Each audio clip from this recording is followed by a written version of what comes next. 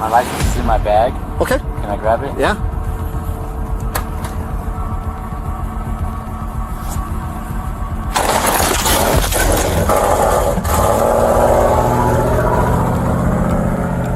A routine traffic stop, a missing license plate, and a deputy who had no idea he was about to come face to face with one of California's most dangerous fugitives on December 29th, 2022. San Bernardino County Sheriff's Deputy Isaiah Cordero pulled over a pickup truck in Jurupa Valley, California. The stop seemed ordinary. The driver was cooperative. There were no obvious signs of danger. But within moments, gunfire erupted. Deputy Cordero was shot during the encounter. Despite the desperate efforts of responding officers and paramedics, the 32-year-old deputy would later succumb to his injuries. The suspect fled the scene, triggering one of the largest manhunts Southern California had seen in years. Investigators quickly reviewed body cam footage, surveillance cameras, and vehicle tracking data. The suspect was identified as 44-year-old William McKay, a convicted felon with a long and violent criminal history.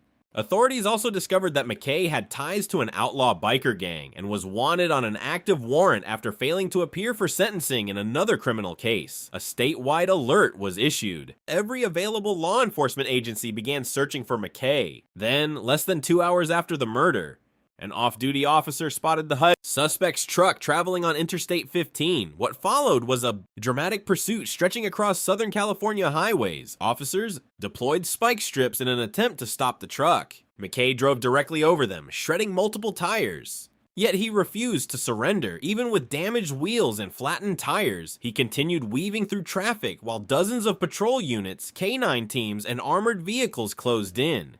Dispatch radio traffic captured the growing tension as officers coordinated roadblocks and prepared for the possibility of an armed confrontation. As the pursuit continued, authorities became increasingly concerned. McKay had already killed a deputy and was believed to be heavily armed. Every mile he traveled increased the risk to innocent drivers on the road. Eventually, the chase began slowing down.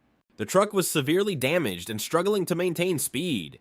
Officers attempted multiple PIT maneuvers to bring the pursuit to an end. Then the situation escalated once again. According to law enforcement reports, McKay brandished a handgun during the final moments of the chase. Officers responded immediately. A gunfight erupted on the freeway, ending the pursuit. When the shooting stopped, William McKay was dead. A search of his vehicle revealed the firearm used in the killing of Deputy Cordero, along with suspected narcotics and other evidence. Investigators also uncovered details of McKay's extensive criminal past. His record stretched back decades. He had previously been convicted of assault with a firearm, robbery, false imprisonment, making criminal threats, and evading law enforcement. Despite multiple convictions, McKay had repeatedly been released on bail. Investigators later learned that McKay was facing the possibility of returning to prison. Associates told detectives that he had no intention of going back. For Deputy Isaiah Cordero's family, none of those details could change the outcome. Known as a dedicated deputy and a respected member of the sheriff's department, Cordero's death sent shockwaves through the law enforcement community.